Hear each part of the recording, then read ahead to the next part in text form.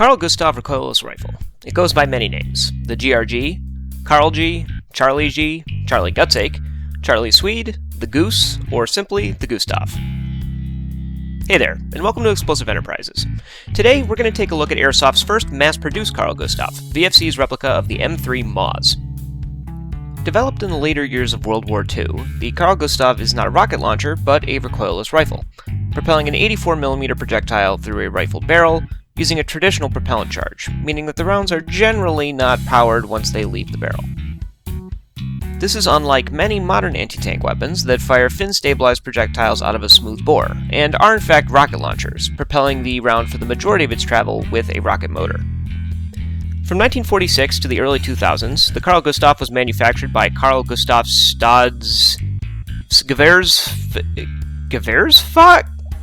Whatever that is, under the supervision of Forsvarets Fabrics Carl Gustaf FFE, and from 2000 onwards by Saab Bofors Dynamics. This simple yet effective recoilless rifle design has allowed the Carl Gustaf to remain in frontline service for over 75 years with minimal core design changes. Really, the main thing that has changed over the years has been the ergonomics and the types of available ammo. Being more or less a shoulder-fired artillery piece, the weapon's ammunition has followed many of the same trends as its larger kin, with everything from variable fused HE rounds, area defense flechette canister shells, and programmable airburst rounds, to rocket-assisted high-explosive anti-tank rounds, tandem-charge high-explosive anti-tank rounds, and even laser-guided rounds that can be used for indirect fire. This level of flexibility has, as evidenced by the system's many nicknames, led to adoption or consideration of the weapon by a large number of Western armies, including the United States, who has adopted it as the M3 Multi-Role Anti-Armor Anti-Personnel Weapon System, or MAAWS, which is the model that VFC has chosen to replicate. In the box, you get the launcher itself, a scope rail, a VFC 40mm grenade, a baby showerhead for said 40mm grenade, an 84mm Carl Gustaf dummy shell, and some instruction sheets and safety instructions to keep the trash hauling companies in business. Taking a look at the externals. The main body is made entirely of plastic. In fact, the majority of it is one single injection molded piece of green plastic, as you can see by the mold line running along the top. The venturi at the rear is a separate part, but is also made of injection molded plastic. This means the entire thing is a lot lighter than you'd expect, weighing just over 4 kilograms or around 9 pounds loaded without the scope rail attached. Being honest, it does feel a tad too light, and in particular, I'd be a little fearful of damaging the venturi by smacking it into things, as that seems a little bit thinner and lacks the metal insert of the main body. We'll see how that holds up long term. That said, it's not all plastic fantastic.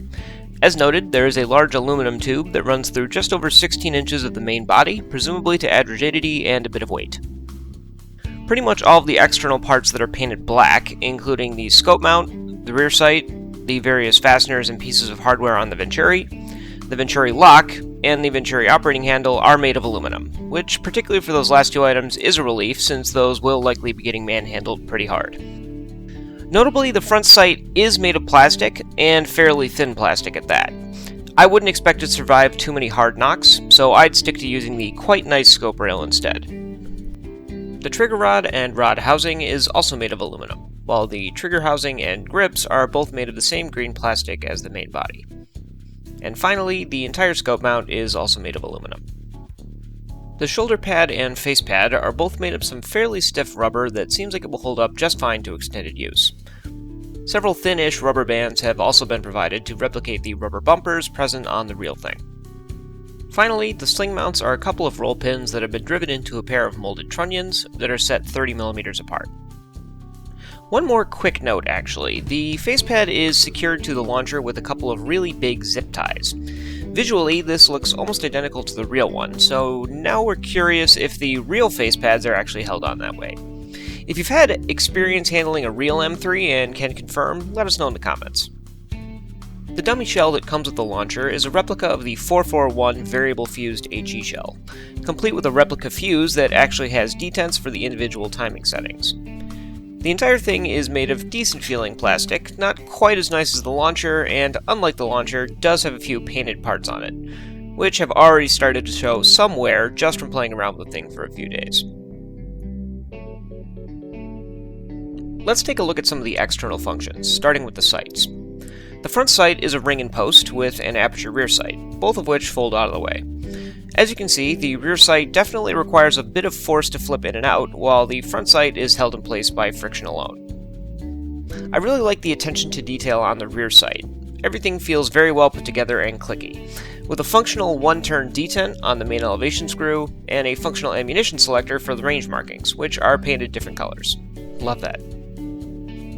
The scope mount bracket is pretty unique and replicates the way that the real one works.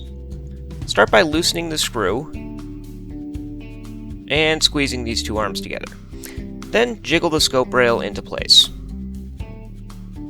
Release the two arms and tighten that screw back down to prevent it from accidentally releasing. The scope mount is also fully adjustable for range, going between 0 and 10 degrees of angle with 20 positions, all of which click into place affirmatively and hold quite well. The 20 and 25 degree marks, which are for firing illumination rounds on the real Carl Gustaf, are also included. Definitely a nice touch. The controls are pretty basic, with a 2-position safety and a pretty awful trigger, which is kind of to be expected on an airsoft grenade launcher, particularly one like this with an absolutely massive trigger bar, but more on that later. The cocking lever is purely aesthetic and is attached to the trigger bar. On the shoulder pad, there is a functional spring-loaded plunger, which would be used to retain the bipod on the real Carl Gustaf. Unfortunately, I don't have one to test, but it would certainly be cool if it was able to accept a real one. I'll be sure to update this if I do ever get a chance to confirm that. And on to what, in my opinion, is the most fun part, the venturi and the breech. Pressing the venturi lock forward has two functions. When the gun is closed up, it allows you to pop the breech open by pushing up and to the left on the venturi operating handle. Once the breech is opened, pushing a little bit further on the venturi lock will trip the extractor, which makes removing a spent shell a little bit easier. Next, let's take a look at the launcher's internals. If you've ever owned an airsoft grenade launcher, you might be thinking, wait, aren't airsoft grenade launcher internals pretty much just a plunger that pushes on the release valve of the grenade? And yes, that is basically true on this thing as well, but the VFC MAAWS has some weird stuff going on that is worth taking a look at. For starters, the internals of the launcher are basically split up between the launcher itself and the dummy shells. On the launcher side, you have the trigger, which operates a very long trigger bar, or I guess trigger rod, that ends in a wedge. That wedge acts on a plunger, and this is where things start to get weird. That plunger is actually offset 90 degrees to the trigger bar, and pushes directly inwards into the tube of the launcher. From there, we move on to the shells, which unfortunately might be one of the weak points of this thing. On the side of each shell is a small button, which has its own plunger inside of it. That button lines up with the plunger on the launcher, aided by this guide rail and a cutout in the shell. When you pull the trigger, the launcher plunger pushes on that button, the button's plunger pushes on this belt crank firing pin, and that pushes the release valve on the back of the grenade that is inside of the Carl Gustaf shell. So weirdly, each shell is essentially a self-contained grenade launcher, and you can actually fire them pretty easily from outside of the gun.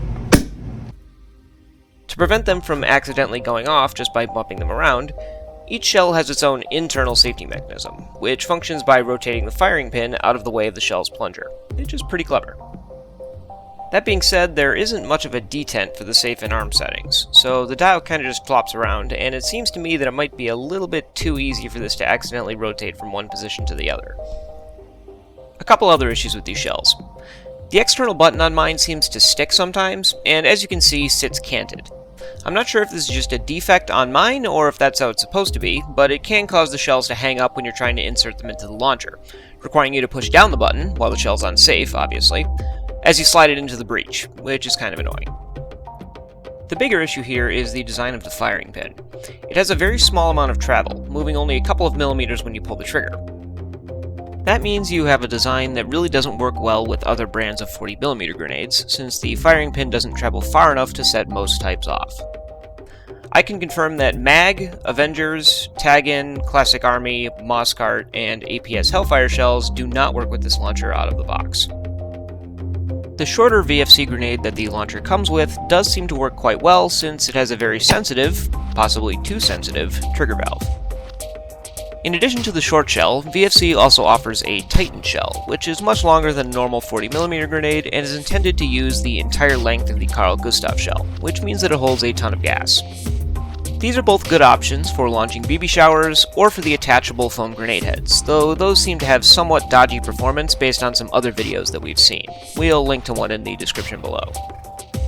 There is also a different style of head for the dummy shell that can launch a hollow plastic ball that you fill with BBs, which seems to act like a sabot, splitting open after it leaves the barrel.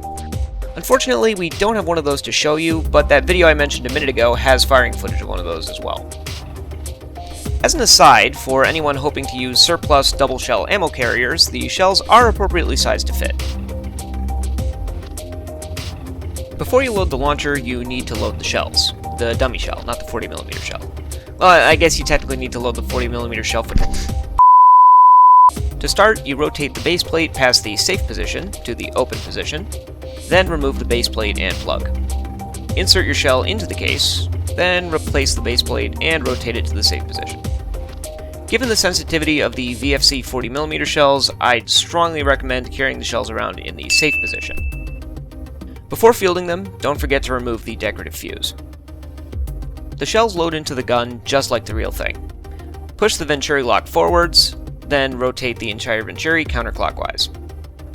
Line the notch in the case up with the cartridge guide on the gun, and push the shell fully into battery. Once the shell is in there, rotate the base plate to the fire position, and close the breech by rotating the Venturi clockwise. Give the Venturi lock a tap to make sure it's fully seated, and you're ready to fire. Now let's go through that in a 100% real live combat scenario. So you hear about these like armored Priuses that the Russians are apparently using? I guess they're getting... Enemy vehicle spotted! Holy shit, there's one right there! Thing loaded! I'm trying! Ready? Firing! Yeah, so the short green gas shells really just don't do the job with a foam rocket. Unfortunately, as noted earlier, tag-in shells or other more powerful 40mm shells do not really work in this thing due to the short amount of firing pin travel. So unless you modify the gun or the shells, you're stuck with VFC's shell offerings.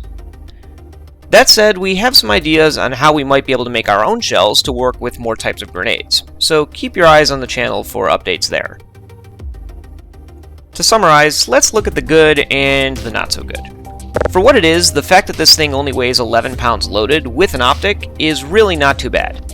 I'm not a huge dude, and I would be fine hauling this thing around all day with a decent sling. I can tell that VFC really put a lot of thought into making sure that all of the little things in this gun function, or at least were appropriately represented. I would not have thought that we'd get a functioning adjustable range scale, or a functioning extractor built into the Venturi handle. Most of the functional parts of the gun are metal, and the entire sighting setup is definitely very well made. Most of the plastic parts are also pretty well made. I mean, come on, it's a f***ing Carl Gustaf. It's really hard to put a price on how much fun this thing is just to handle. Though we certainly don't intend for it to be, this would make an excellent showpiece or a wall hanger. I don't think I've handed it to anyone yet who didn't immediately crack a smile, and you are sure to be the center of attention on the field when you're using one. As for the bad, while most of the plastic parts do feel plenty chunky, a few parts worry me, particularly the front sight and the Venturi. If you're one of those people that handles their gear like a f***ing gorilla, this might not be the gun for you. Given the sheer volume of the thing, and comparing it to similarly sized launchers like the deepfire offerings, it feels weird to complain about this, but given the next point, the $500 price tag really does sting a bit. And this is really the big one. It's understandable that VFC had to make concessions for something of an odd design to adapt to an airsoft launcher, but it's really disappointing that this thing just does not work with other 40mm shells given the price of the setup. If you want to be as cynical as humanly possible about this thing, it's basically a really cosmetically dressed up M203. And for it to essentially fail to perform two of the main practical functions of an M203, which are launching tag-ins and foam rockets, in my opinion, it might be a deal breaker for some people. Perhaps I don't put enough value in 40mm shower shells, but if I'm going to be bringing a bulky 11-pound launcher on the field with me, and potentially roping in several of my teammates to help carry ammo and to act as loaders, I want it to do a little bit more than just be a big shotgun. So, if you have the scratch to throw at it, really like big guns, and are okay with it being either a wall hanger, are fine with just firing shower shells out of it, or are willing to tinker with it, you'll probably love this thing. If you're looking for a practical, out-of-the-box launcher for use in milsim scenarios or games that allow pyrotechnics, you're probably better off with, well, any other grenade launcher, or, shameless plug, our XE15 cheap anti-tank launcher. Details on that in the description. As always, if you have any questions, feel free to put them in the comments. Thanks for watching.